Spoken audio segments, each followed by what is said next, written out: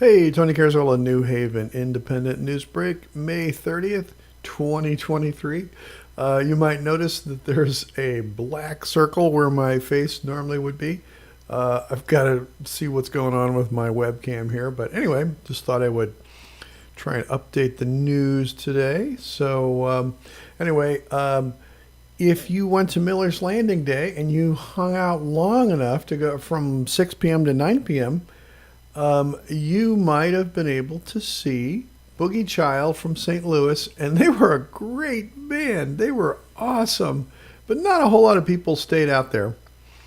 It turns out that when Pinckney Bend basically shut down around 6, and then a lot of folks had spent the day there with the kids, and the kids were getting kind of tired, and so anyway, it seemed like a lot of people left just before Boogie Child took the stage right around where the Coulter Memorial is.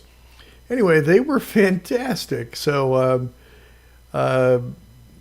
just it was kind of amazing, but it's too bad that not more people were they weren't able to take advantage of seeing Boogie Child. Anyway, got a few other things for Miller's Landing Day. Also on the same on that Saturday, the pool opened too, and you can see here the pool is looking spectacular. And in terms of things that our pool has that Washington doesn't have, one of the things we have is the lazy river, so Washington does not have that lazy river. And if you've had that chance to go in there and float around on the inflatables, or just kind of do your exercise walking maybe against the current in the lazy river, that's some of the way that some people do some exercise. Anyway, I just thought our pool is looking great. I checked in with Brooklyn Covington over the earlier today, and she said that our numbers for the number of people that stopped in on Memorial Day on Monday was 101.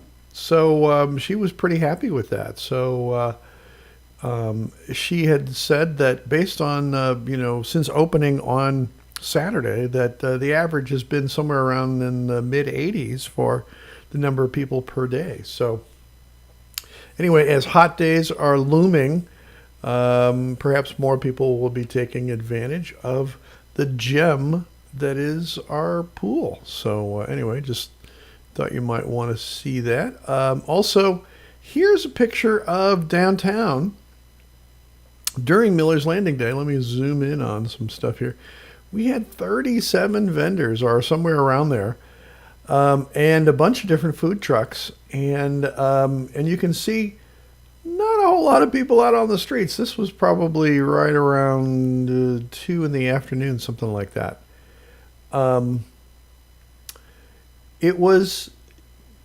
We had an okay crowd, but not very good.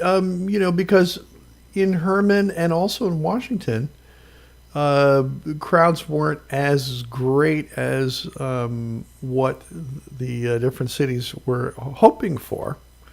So we also had something of that same effect too. So anyway,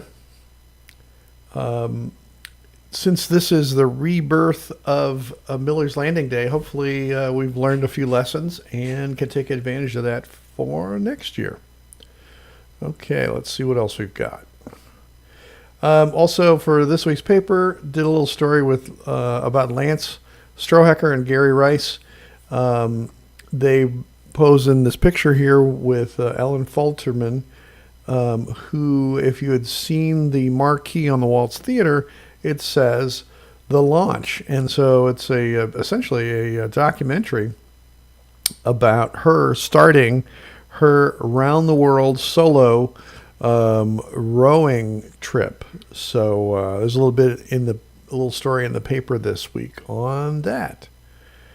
Also, if you got a chance to see the quilt show, which is always pretty popular at Zia's, Here's Mark and Shirley Rolfing, and they are posing in front of their Granny Minnie Rolfing's one of her quilts that she had made, and they have a little book on Minnie and a little history, and they were quite proud of the quilts, and rightfully so. You can see how beautiful that quilt is right behind them. So I put this in for the society section, but we had a number of pictures already in there, so I wanted to make sure that everybody got a chance to see at least Mark and Shirley in front of Minnie's quilt. Also, Pauper's Crown, which is the band, essentially Stephen Sullivan, our pastor here at the church in here in New Haven, and then also his female lead singer. Oh, I think her name is Lindsay, and forgive me for not knowing her full name, but anyway, they were quite good too. So they played from 12 to 3 along with Woodshine, and Woodshine played around the corner right by Pinckney Bend. So anyway, so lots of things going on, and so hopefully some lessons learned for next year. So anyway, would like to thank today's sponsor for this weekend update of Astral Glass. And of course, thanks to Lance and Caitlin and Gary and Judy for sponsoring this week's broadcast and allowing us to bring you the news in social media and also in print. So with that, this is Tony Carosellas signing off New Haven Independent Newsbreak, and thanks for watching.